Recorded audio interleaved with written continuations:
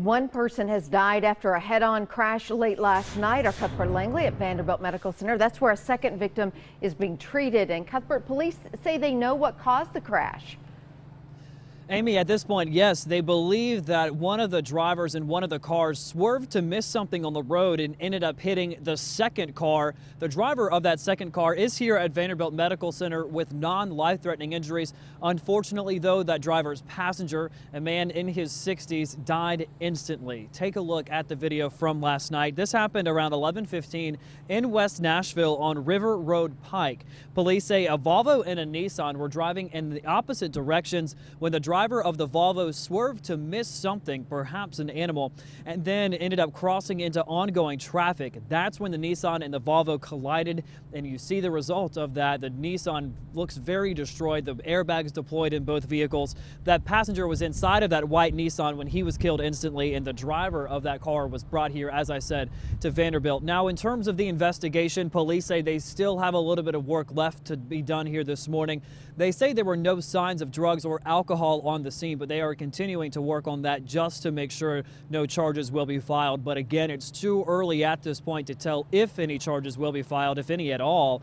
In terms of the identity of that man who's in his 60s, police are still in the process of notifying his next of kin. So until the family knows, we will not get his name. So of course, we'll be following this story throughout the day, both on air and online at newschannel5.com. You can check there for updates throughout the day. For now, we're live here at Vanderbilt Medical Center this morning. I'm Cuthbert Langley, News Channel 5 HD. All right, Cuthbert, thank you for the update. A tragic story here. A 3-year-old rushed to the hospital after being run over by a car. Happened on A Street in Clarksville just before 8 last night.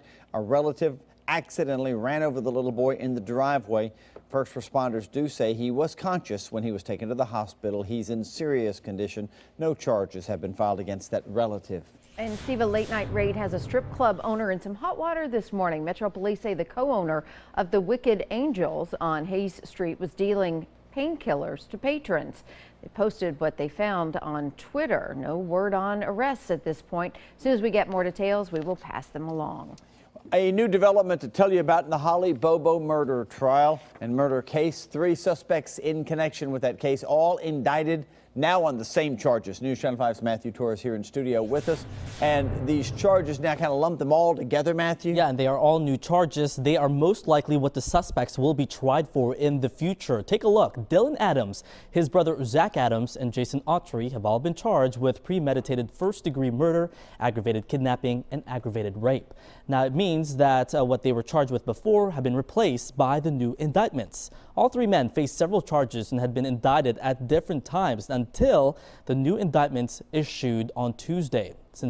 Before then, Zach Adams and Autry were the only ones charged for the murder of 20-year-old student Holly Bobo. Dylan Adams, you see right there, was previously charged with 2 counts of rape. The previous charges will no longer matter with the new charges filed against them.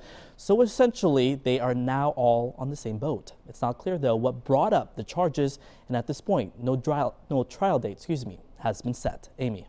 Thank you so much, Matthew. One of the men convicted in the Vanderbilt rape case is now asking for a mistrial. Corey Beatty's lawyers filed a motion yesterday. Back in February, Beatty and Brandon Vandenberg were found guilty of raping an unconscious female student in a campus dorm room.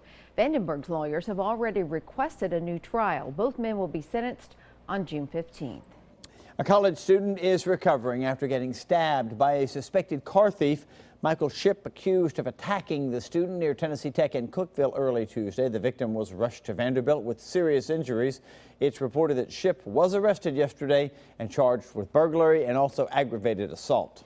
The search continues this morning for a missing toddler and the man accused of taking her. Investigators say Anthony Barber took the 2-year-old from her home in Monroe County, Kentucky on Sunday.